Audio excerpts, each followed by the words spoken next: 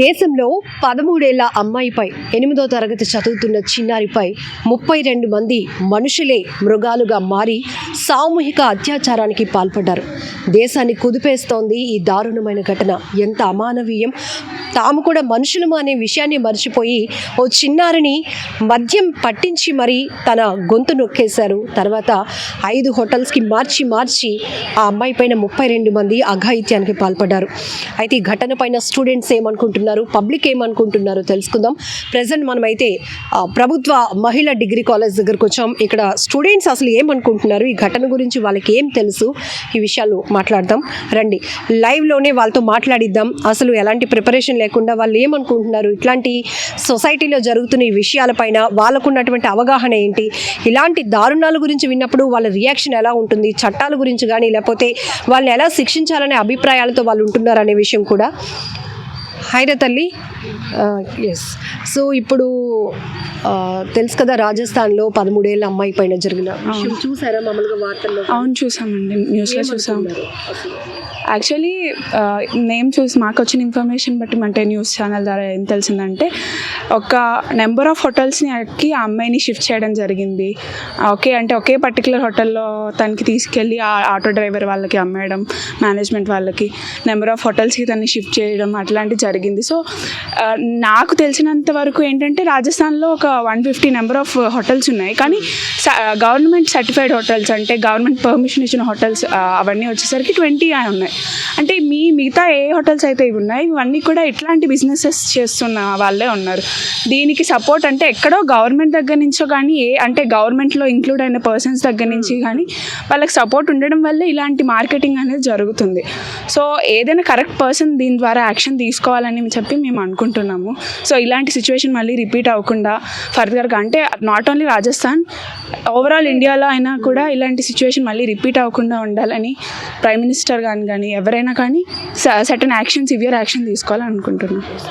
So ఇంకొంతమంది గ్రూప్లో ఉన్నారు, వాళ్ళతో కూడా మాట్లాడిద్దాం. అందరూ మాట్లాడకపోవచ్చు కానీ ప్రతి ఒక్కరిలో ఒక పెయిన్ ఉంటుంది. ఇది ఎంత ప్రతి ఒక్కరిని తీవ్రంగా కలిచివేసిన అంశం, ప్రతి ఒక్కరిని కన్నీళ్లు పెట్టించినటువంటి విషయం.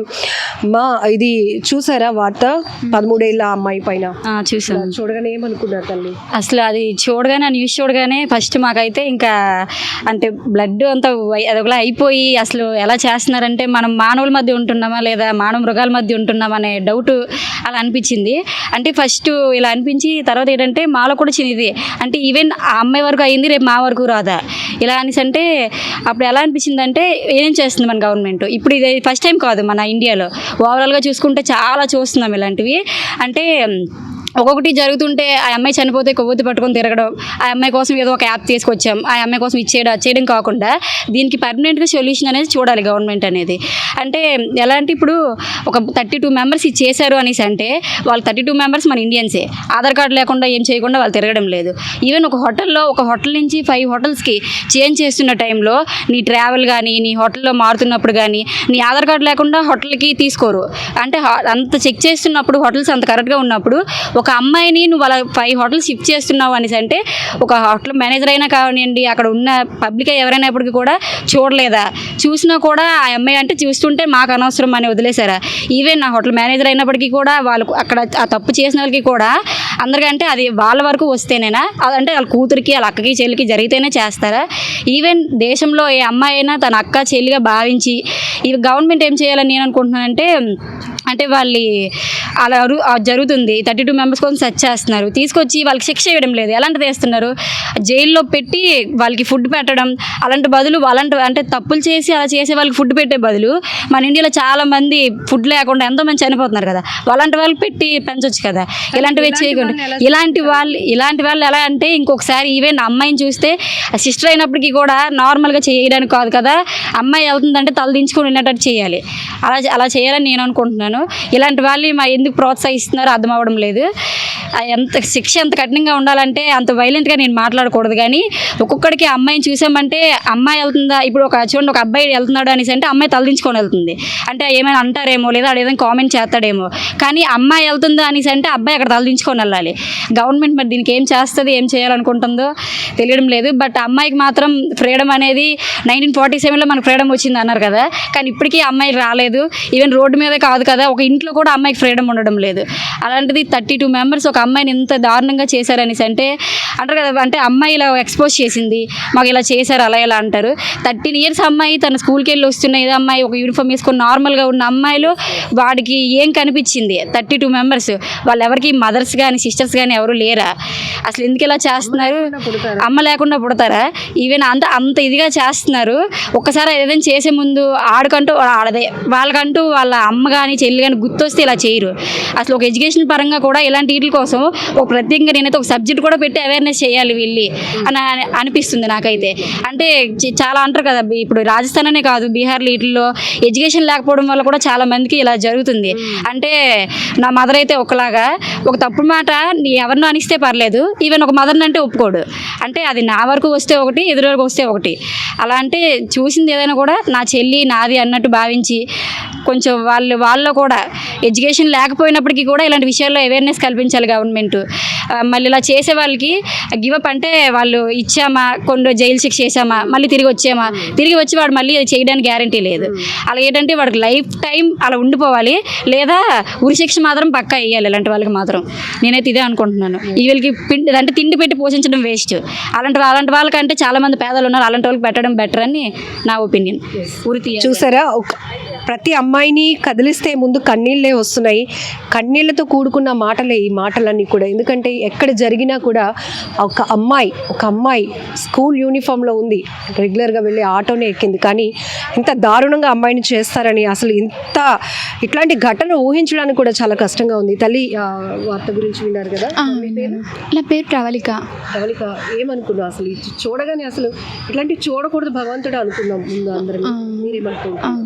అంటే ఆ పాపకి అలా జరిగినప్పుడు ఆ పాప ప్లేస్లో నేను కూడా ఉండుంటే ఆ పాప ఎంతలా బాధపడిందో అంతలా ఏడుపు వచ్చేసింది నాకు ఆ ఇన్సిడెంట్ చూడగానే. ఒక 13 ఇయర్స్ పాప అలా ఎలా చేస్తారు? అయినా ఒక 32 మెంబర్స్, అందులో ఒక్కరికి కూడా కనికరం ఉండదా? అంతలా చేశారు. భయంకరమైన మనుషులు చాలా, అసలు ఎంత ఏడుపు వచ్చేసిందంటే చాలా ఏడుపు వచ్చేసింది. రీసెంట్గా మా ఊర్లో కూడా ఒక చిన్న పాప 7 ఇయర్స్ పాపని రేప్ చేశాడు ఒక అతను, కానీ అతనికి ఎలాంటి శిక్ష వేయలేదు. ఒక 2 ఇయర్స్ జైల్లో పెట్టారు, ఫుడ్ పెడుతున్నారు, కానీ అతన్ని మాత్రం ఏం చేయలేదు, వదిలేశారు. అలా ఎలా చేస్తారు? గవర్నమెంట్ అసలు ఏం చేస్తుంది? మరి పిల్లల్ని కూడా ఇలా చేస్తారా? ఆ పిల్లలు మేజర్ కూడా కాదు, 5 ఇయర్స్ 7 ఇయర్స్ 13 ఇయర్స్ పాపల్ని ఇలా చేయొచ్చా? ఇప్పుడు ఉన్న చట్టాలు సరిపోతాయి అనుకుంటున్నారా? ఇప్పుడున్న చట్టాలని అంటే పటిష్టంగా అగ్రెసివ్గా అమలు చేయాలనుకుంటున్నారా, లేకపోతే ఇలాంటి మృగాల కోసం కొత్త చట్టాలు తీసుకురావాలి, చాలా కఠినంగా ఉండాలి అనుకుంటున్నారా? అవును, తీసుకురావాలి. వాళ్ళకి తగిన శాస్తి జరగాలి. వాళ్ళకు కూడా భయపడాలి. ఎందుకంటే మన ఇంట్లో ఒక పాప ఉంటుంది, ఒక అమ్మాయి ఉంటుంది, తను ఒక రేపు ఉంటుంది ఎక్కడ అదే చేయాలి, వాళ్ళని మాత్రం శిక్షించాలి. మీరు కంప్లీట్గా ఎమోషన్ అవుతున్నారు, మాటలు కూడా రానటువంటి అది కనిపిస్తూ ఉంది. ఎందుకంటే ఇది ప్రతి ఒక్క అమ్మాయిని కూడా తీవ్రంగా భయపెట్టిన అంశం కూడా. ఎందుకంటే ఈరోజు ప్రతి ఆడపిల్ల ఉన్న తల్లిదండ్రులు కూడా ఇదే ఫీల్ అవుతున్నారు కదా. అవును, అసలు ఎక్కడ రక్షణ ఉంది అన్నట్టు. అసలు ఎక్కడ రక్షణ ఉండట్లేదు. బయట వస్తేనే వీళ్ళు, ఇంట్లో ఉన్నా కూడా ఇంట్లో వాళ్ళు కూడా అలానే. అసలు మాకు ఎక్కడ ఉంటుంది ఫ్రీడమ్? ఎక్కడ ఉంటుంది? ఖచ్చితంగా గుడ్ టచ్ బ్యాడ్ టచ్ అనేది నేర్పించాలి. ఖచ్చితంగా పేరెంట్స్ దగ్గర ఉండాలి. నాకైతే ఆ సంఘటన వినగానే రక్తం మరిగిపోయింది, చంపేయాలంత కోపం వచ్చింది. నాకైతే చాలా బాధగా ఉంది. అలాగే వాళ్ళకి ఖచ్చితంగా ఉరిశిక్ష పడాలి. ఇలాంటి వాళ్ళని అస్సలు వదలకూడదు. అమ్మాయి వెళ్ళిందంటే అమ్మాయి తల ఎత్తుకోవాలి, అబ్బాయి కిందకి దించాలి, అలాంటి శిక్ష వేయాలి. మామూలుగా ఉండకూడదు. అలాంటి వాళ్ళని అస్సలు వదలకూడదు. వదిలితే దేశంలో ఇలాంటి వాళ్ళు చాలామంది తయారవుతారు, అందుకని వదలకూడదు. ఇండియా అంటే ఒక ఇన్స్పిరేషన్, అలాంటి ఇండియాని తక్కువ చేసి ఎవరు మాట్లాడుకోకూడదు. ఇండియా ఎక్కడికో వెళ్ళాలి, ఇలాంటి వాళ్ళని అస్సలు వదలకూడదు. ఖచ్చితంగా ఉరిశిక్ష పడాలి. ఖచ్చితంగా చట్టం దీనికి మంచి న్యాయం చేస్తుంది. మనుషుల్లానే ఉంటున్నారు, మగాలుగానే ఉంటున్నారు, కానీ మృగాలుగా మారిపోతున్నారు. పసి పిల్లలు అని కూడా అసలు ఆ పాపలో అసలు వాళ్ళు ఏం ఎత్తుక్కున్నారో కూడా అర్థం కాదు. అంతకుమించి మనం ఏం మాట్లాడలేము. 18 సంవత్సరాలు కూడా నిండలేని పిల్లలు, వాళ్ళకి ఏం కనిపించిందో నాకు ఇప్పటికీ అర్థం కావట్లేదు. అలాంటి మృగాలను అస్సలు వదలకూడదు. చట్టం ఖచ్చితంగా సిన్సియర్గా ఉండి ఎలాగన్నా మంచి చట్టం చట్టం ఎలాగన్నా మంచిగా న్యాయం ఇప్పుడు వీడియో ఒకటి వైరల్ అవుతోంది, ఎవరో కొంతమందిని తాళ్ళతో కట్టి తీసుకొస్తుంటే ఒక ఆమె కొట్టినట్టు. బట్ ఆ వీడియోకి దీనికి సంబంధమే లేదు. కానీ ఇందులో 32 మందిలో 18 మంది దొరికారు, మిగతా వాళ్ళు దొరకలేదు. వీరందరూ దొరికితే ఇమీడియట్గా యాక్షన్ ఎలా ఉండాలని అనుకుంటున్నారు? ఇమీడియట్గా వాళ్ళందరినీ చెప్పులు చూపిస్తారు కదా, మనం మొత్తం ఇండియా మొత్తం చూసేలాగా వాళ్ళు రోడ్డు మీద ఈచుకెళ్ళి నడుచుకెళ్ళి కొడుతూ చెప్పులు బుర్ర పైన పెట్టి వాళ్ళకి అమ్మాయిలు అందరూ చూసేలా ప్రతి అమ్మాయి ఉండాలి, చిన్న పిల్లలతో సహా అందరూ దగ్గరుండి అందరూ ఇండియా మొత్తం చూడాలి. మొత్తం ఈ క్రికెట్ ఇవన్నీ లైవ్ వేస్తారు, ఇలాంటివి కాదు, ఇలాంటివి లైవ్ వేయాలి. ఇవి లైవ్ వేసి మొత్తం ప్రభుత్వం అంతా చూసేలా, దేశాలన్నీ చూసేలా మొత్తం ప్రభుత్వానికి తెలియాలి. ఇండియాలో ఇలా జరిగితే ఇలా అయ్యిందని వేరే దేశంలో చెయ్యకుండా భయపడాలి, గజ వణుకుపోవాలి. ఇలా ఉండాలి.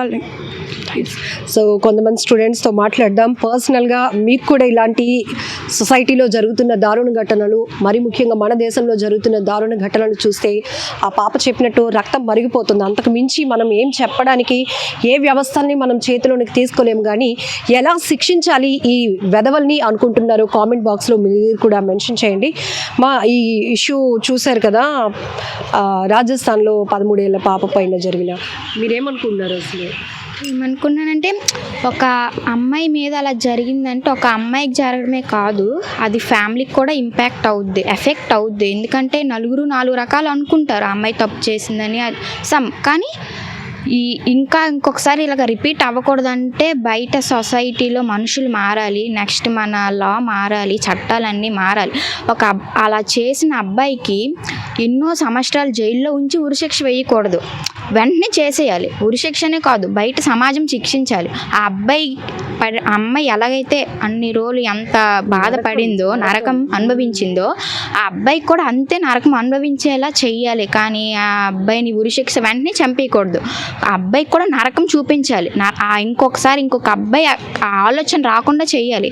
అంటే అమ్మాయి ఇలా పడింది అంటే ఆ అబ్బాయి కూడా అలాగే నరకం చూపించి ఇంకొక అబ్బాయి ఇలా చెయ్యాలంటే భయపడాలి. ఇంకొకసారి అమ్మాయి ఒక తెలియని అమ్మాయి వైపు చూడాలంటే భయపడాలి, అలా చెయ్యాలి. అలా కాకుండా సమాజం అడిగి జైల్లో అన్ని రోజులు పెట్టేసి, ఫుడ్ పెట్టేసి, లాస్ట్లో చంపరో కూడా తెలీదు. వేరే కంట్రీస్లో అయితే చాలా నరకం అనుభవించినట్టు చేస్తారు ఆ అబ్బాయికి. కానీ మన కంట్రీలో అలా చెయ్యరు. ఎందుకు చెయ్యరు? చెయ్యాలి. అబ్బాయి కూడా నరకం అనుభవించాలి, ఇంకొక అమ్మాయి వైపు చూడాలి. తప్పు చెయ్యాలంటే భయపడాలి. అలాగా సమాజం కూడా చాలా, అంటే ఇలా ఆ బయట పేరెంట్స్ కూడా అమ్మాయికి ఇలాగుండు అలాగుండు అని అంటారు. కానీ అబ్బాయికి కూడా చెప్పాలి, ఇంకో అమ్మాయి వైపు ఇలా చూడకూడదు, అందరు నీ చెల్లెళ్ళు అక్కలు అన్నట్టు చెప్పాలి. కానీ అమ్మాయికి ఇన్ని ఇన్స్ట్రక్షన్స్ పెట్టేసి ఆ అబ్బాయికి పెట్టకుండా అబ్బాయికి అలా వదిలేయడం చాలా తప్పు. పేరెంట్స్ చెప్పినా కొంతమంది అబ్బాయిలు వినరు. ఇంకొకసారి ఇది రిపీట్ అవ్వకుండా ఉండాలంటే మొత్తం మన చట్టం మారాలి, లా మారాలి. ఇంకొక అమ్మాయి వైపు ఎవరైనా చూడాలంటే భయపడేలాగా చూసుకోవాలి. అది మన సొసైటీలో ఉంది, పేరెంట్స్లో ఉంది. ఆ అబ్బాయి బుద్ధి కూడా మారాలి. సో చూసారు కదా, ఒక్కరు కాదు 32 మంది, ఒక్క అమ్మాయి. అసలు ఆ అమ్మాయికి ఏం జరుగుతుందో కూడా తెలీదు. చుట్టూ మనుషుల వీళ్ళు మృగాల అని ఆలోచించుకునే లోపే 5 రోజుల పాటు ఒక నరకాన్ని చూసింది. ఆ అమ్మాయి హోటల్స్ కూడా లైసెన్స్ లేని హోటల్స్లో 5 హోటల్స్ చేంజ్ చేస్తూ మార్చి చేశారు. మరి మన గవర్నమెంట్ ఏం చేస్తుంది? లైసెన్స్ లేని హోటల్స్ని ఎలా రన్ చేయడానికి వాళ్ళకి అనుమతి ఇచ్చింది గవర్నమెంట్.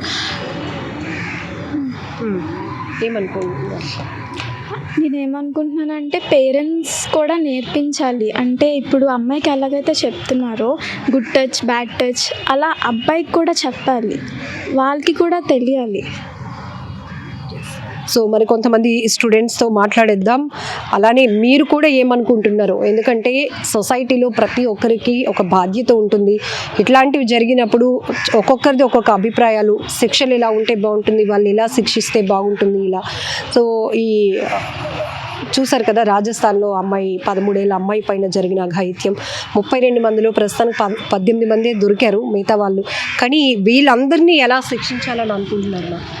నా అభిప్రాయం ప్రకారం అయితే 13 ఏళ్ళ అమ్మాయి పైన అంత 32 మంది అత్యాచారం చేయడం అనేది అది చాలా దారుణమైన ఘటన. దాన్ని వెంటనే అమలు చేయాలి.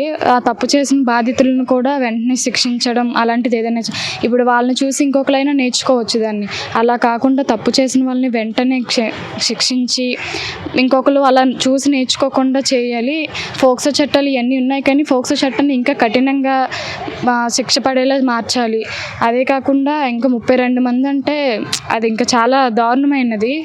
అలాంటిది 13 ఏళ్ళ అమ్మాయికి అసలు ఏం తెలియని వయసులోనే అలా 32 మంది చేయడం అనేది చాలా తప్పు. అది అలాంటి అమ్మాయికి మరి వాళ్ళ బాధితులు అయిన వాళ్ళని అసలు క్షమించకూడదు. సో ఇది విశాఖలో ప్రభుత్వ మహిళా డిగ్రీ కాలేజ్ నుంచి స్టూడెంట్స్ కొంతమంది ర్యాండమ్గా మాట్లాడుతూ వాళ్ళ అభిప్రాయాలు చెప్పారు. కొంతమంది సాఫ్ట్గానే చెప్పొచ్చు, మరి కొంతమంది రక్తం మరిగిపోతుంది మేడం, ఇలాంటివి చూడకుండా ఉండాలి, ఇలాంటి దారుణాలు జరగకుండా ఉండాలంటే సిస్టమ్ చాలా అగ్రెసివ్గా వెళ్ళాల్సిన అవసరం ఉంది, మార్పులు రావాలి అంటున్నారు పిల్లలందరూ కూడా. సో మీరు కూడా ఈ ఘటనపై ఏమనుకుంటున్నారు? ఇక వ్యవస్థల్లో ఎలాంటి రకమైన మార్పులు రావాలి, ఈ ఘటనకు పాల్పడినటువంటి ఈ మృగాలకు ఎలా శిక్షించాలి, ఎలా శిక్షను అమలు చేయాలనుకుంటున్నారో కామెంట్ బాక్స్లో మీరు కూడా తెలియజేయండి.